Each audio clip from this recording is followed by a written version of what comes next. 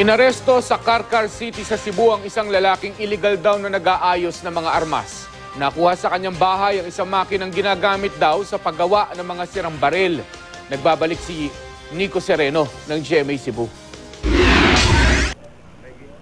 Matapos ang ilang buwang pagtatago, nahuli ng Carcar City Police ang 39 na taong gulang na si Rizal Jaime.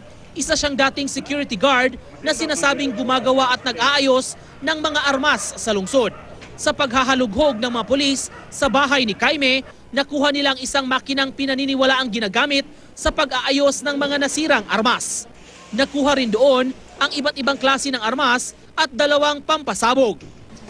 Mauni among gi-imbestigahan gud karon kay sa iyang mga gamit na magid siya push drill para moayo og usa ka baril niya nasa tinadak nakuha nga improvise. Ibig sabihin na moayo gid mo kahimo gid siya og anang armas. Inamin ni Jaime na nag-aayos siya ng mga armas pero hindi raw sa kanya ang mga armas at granada na nakuha ng mga pulis sa kanyang bahay. Yung sa kanila pag himong report nga ako manoy na pasanginlan. Sinampahan ng kaso sa Carcar City kahapon ang suspect para sa paglabag sa RA 10591 o Comprehensive Law on Firearms and Ammunition.